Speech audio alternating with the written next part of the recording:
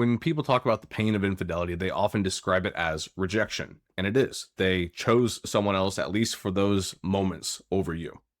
They gave affection, intimacy, love to someone else. And of course, that hurts. That is a very real part of the pain of infidelity because it makes you question your attractiveness, your value, and whether you were ever really enough for them, which might make you think, am I enough as a person? But for many people, that rejection is not the deepest injury. The deepest pain is realizing that someone manipulated your understanding of your whole life.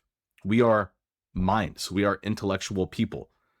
It's one of the big things that seemingly sets us apart from other animals is our ability to understand our environment. And that's also one of the things that make us feel most safe and protected is our ability to intellectually navigate through life. But while you were believing one reality by participating in one relationship, they were secretly participating in a whole different reality and distorting yours.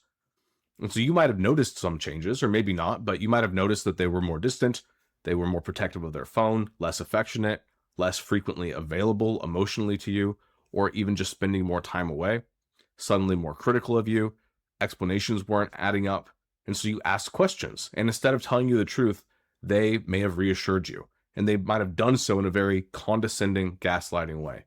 You're imagining things, nothing is going on, you're being insecure, you always assume the worst, we're just friends, why are you so jealous, I'm only working late. And they might have looked at you directly in the eyes and denied what was happening. They might have told you these things while texting someone else minutes later.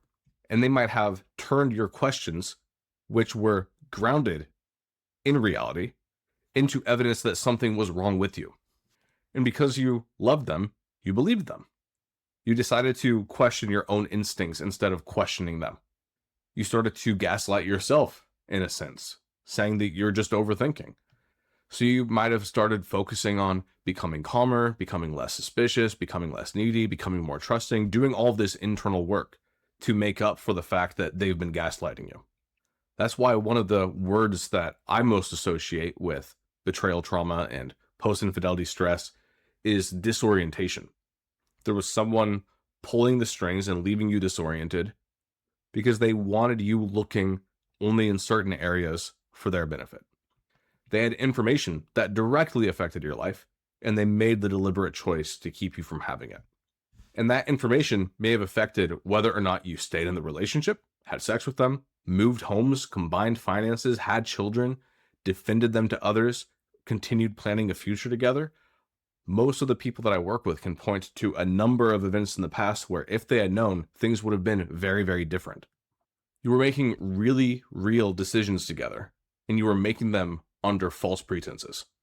And that loss of informed choice is one of the reasons that betrayal can feel so violating too. You weren't allowed, you were not given the chance to respond to what was actually happening because you were not even given access to the truth in the first place. And so once the truth comes out, it's like that pain and the damage and the disorienting feeling goes backward through time. Your whole history with them gets rewritten. Your own sense of self throughout time gets rewritten. It's like the past doesn't even feel stable anymore. It's not one thing. It's fragmented. And so you're having to look at and analyze and feel out the past from a whole bunch of different perspectives and timelines because you thought that you knew where you had been, and now you're not really sure. And obviously you're not so sure about the present either. And because of all this, you don't really know what the future holds either.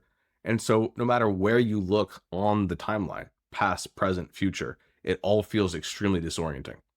And so if you're going through this, you're not just healing from being unwanted, you're healing from being deceived, you're healing from discovering that your choices were made without accurate information, you're healing from the loss of story that you used to live in, and you're healing from that loss of self-trust that goes with it, that ability to trust your perception after being gaslit.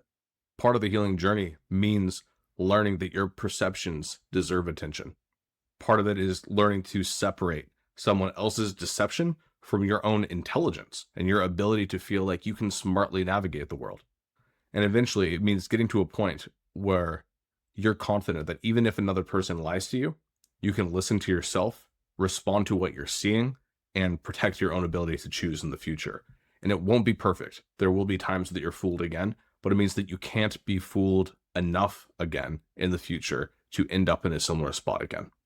The goal is to get to a place where you know, beyond a shadow of a doubt, that no one else will ever be able to make you not trust yourself again.